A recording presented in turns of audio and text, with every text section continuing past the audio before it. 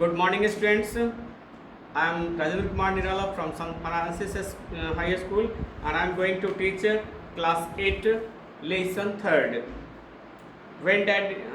Now the story begins. When Daddy was little, he went to the school just like all other children. जब पिताजी बहुत छोटे थे वह अन्य दूसरे बच्चों की तरह स्कूल जाया करते थे.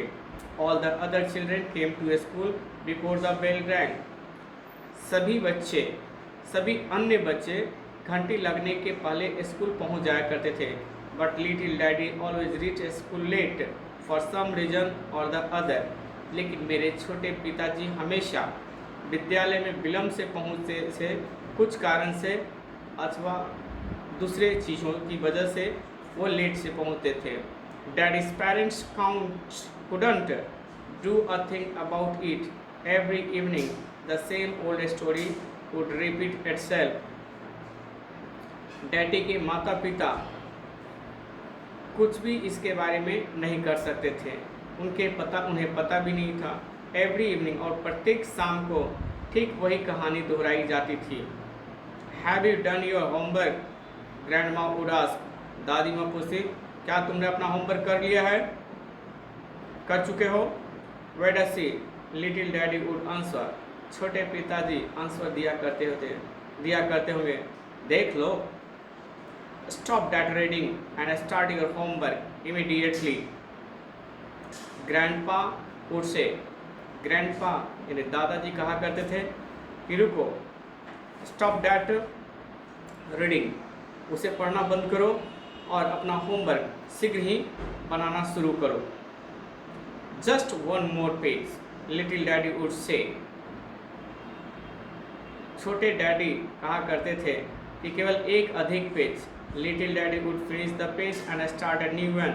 लिटिल डैडी एक पेज समाप्त कर दिया करते थे और नया चैप्टर पलट देते थे. स्टार्ट ए न्यू यानी एक दूसरा चैप्टर शुरू करते थे. He just couldn't put down an interesting book to start doing the dull lessons. He just couldn't put down an interesting book to start doing the dull lesson. यानी जो भद्दे lesson होते थे उन्हें शुरू करने में एक इंटरेस्टिंग बुक यानी एक रोचक बुक को शुरू करने में, डल पार्ट को शुरू करने में उन्हें तनिक भी शर्मिंदा महसूस नहीं होता था. Just one more page, little daddy would say. Little daddy कहा करते थे सिर्फ एक पेज, एक और पेज. Put that book down, wait a second. Put that book down, wait a second. कहा करते थे कि पुट दैट बुक, उस किताब को नीचे रखो, एक सेकेंड के लिए इंतजार करो. Put that book down, wait a second. किताब को नीचे रखो, एक सेकंड इंतजार करो. Finally, grandpa and grandma would lose their patience. They would snatch the little daddy's book from him. अंत में दादा और दादी माँ दोनों अपनी आपा खो बैठते थे और वे छोटे डैडी की किताब उनसे छीन लिया करते थे. I will end up allergy good for nothing, they threatened. वे लोग उन्हें धमकी देकर कहा करते थे कि तुम निकम्मे हो. You will end up allergy good for nothing, यानी निकम्मे की तरह अपना समय व्यतीत कर रहे हो. The little daddy would feel offended. He would begin to weep and demand his book. He said that he wouldn't start his homework until they gave it back to him. छोटे पिताजी को बहुत नाराज़गी महसूस होती थी, बहुत ही नाराज़ रहते थे. He would begin to weep, और वह रोने लगा करते थे. And demanded his book, और अपनी किताब मांगा करते थे. वह कहा करते थे कि वह उस समय तक अपना होमवर्क शुरू नहीं करेंगे जब तक कि वे किताब उन्हें वापस दे न दे. तो जब तक किताब नहीं मिलता था तब तक वो अपनी आंसू बहाया करते थे दिखावे के लिए। And so the evening would slip away when little daddy finally sat down to do his homework. he had fall asleep. He did his homework in a daze. By the time he was through it would really be late. Grandpa and grandma would be exhausted. और इसलिए शाम ढल जाया करती थी। When the little daddy finally sat down, जब छोटे पिताजी अंततः अपना होमवर्क पूरा करने के लिए बैठते थे। He had fall asleep, और गहरी निद्रा में सो जाया करते थे। He did his homework in a daze, यानी वे जो हैं भ्रमित अवस्था में ही अपना होमवर्क पूरा करते थे। It means to say that he could not complete his homework well. So तितर बितर करके anyhow he completed his homework. By the time he was through it would really be late. उस समय तक वह सचमुच में उन्हें सचमुच में विलम्ब हो जाया करता था। Grandpa and grandma would be exhausted, और दादाजी और दादा और दादी जी दोनों ही थक जाया करते थे उन्हें उठा करके। In the morning it was a different story, और सुबह में एक अलग ही प्रकार की कहानी होती थी। Get up grandma would say, wait a second, little daddy would mumble. Get up grandma would shout, wait a second, you are late. अब सुबह में भी दूसरी कहानी यह होती थी कि ग्रैंडमा यानी दादी माँ कहा करती थी कि उठो, तो छोटे पिताजी बुदबुदाया करते थे, रुको एक सेकेंड रुको।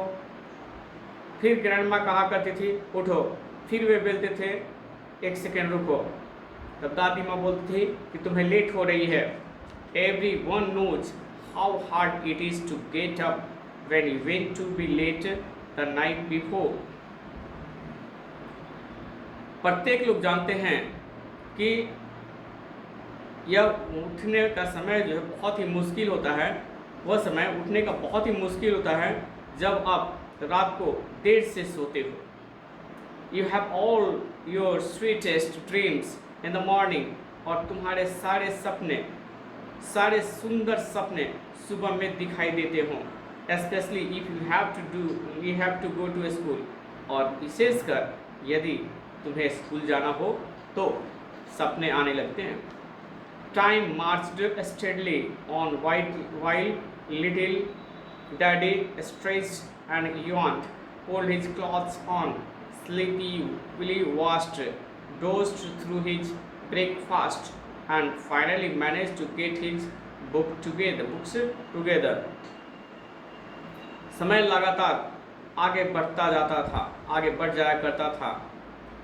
ऑन वाइल, जबकि छोटे पिताजी अपनी जम्हाई लेते, अपने हाथे फैलाते और अपने कपड़े को पुल्ड हिज क्लॉथ्स ऑन, खींचकर अपने कपड़े पहनना करते थे, और सोई हुई अवस्था में भी अपने चेहरे धोते थे और औंघते हुए अपना ब्रेकफास्ट करते थे, नाश्ता करते थे। और अंत में जो है वह अपने किताबों को व्यवस्थित करके जाने के लिए तैयार होते थे।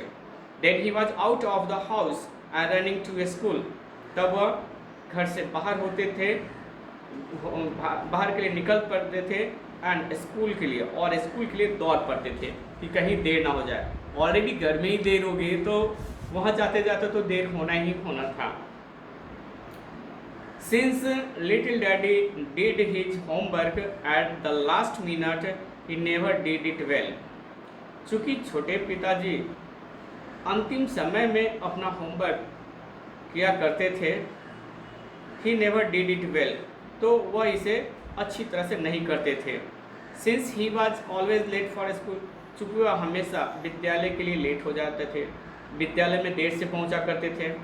He often missed the teacher's explanation of a new subject, और नए विषय के शिक्षक के व्याख्या को वह हमेशा मिस कर देते थे, यानी उनसे हमेशा छूट जाया करती थी कि what the teacher was going to tell about the lesson.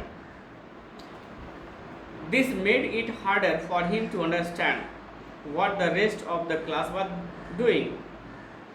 यह उनके लिए समझना बहुत ही मुश्किल हो जाया करता था कि क्लास के बाकी बच्चे क्या कर रहे थे, यह क्लास में क्या हो रहा था. Little daddy was always let all his life. छोटे पिताजी अपने जीवन में हमेशा देर से ही विद्यालय पहुंचा करते थे. He was late for school, late for college, late for work. School के लिए हमेशा स्कूल में हमेशा लेट से जाया करते थे, कॉलेज में भी लेट से जाया करते थे, और यहाँ तक कि अपने कार्य में भी देर से ही जाया करते थे. He lost out on many things in life because of this awful habit. उन्होंने जीवन में बहुत सारी चीज़ों को गंवा दी इस भयानक आदत के कारण, इस बुरी आदत के कारण जो है उन्होंने बहुत सारी चीज़ें गंवा दी. His friends love to tell funny stories about his being late. उनके दोस्त लोग उनके देर होने के बड़े ही मजाकिया लहजे में उनकी कहानियाँ बताया करते थे. Even now dad doesn't know how to walk slowly. अभी भी पिताजी नहीं जानते थे कि हाउ टू वॉक स्लोली, धीरे धीरे कैसे चला जाता है. He is always in a hurry. वो हमेशा जल्दीबाजी में ही रहा करते थे. Because he is used to being late. क्योंकि वह हमेशा जो है विलम्ब कर दिया करते थे, किसी भी कार्य में वह देर से ही जाया करते थे. यानी न तो वह अपने कॉलेज में, न ही अपने स्कूल में, और न ही अपनी नौकरी पर या सर्विस पर कभी टाइम से पहुंचा. सो उनके फ्रेंड लोग भी उनकी विलम्ब होने की कहानियों को कहकर मजाक उड़ाया करते थे. और आज भी जब वो इस उम्र में पहुंच गए हैं कि अच्छी तरह से काम करना चाहिए, फिर भी वह जो है अपनी नौकरी पर देर से ही पहुंचा कर हैं. So that's all for today students. Thanks a lot to listen the story.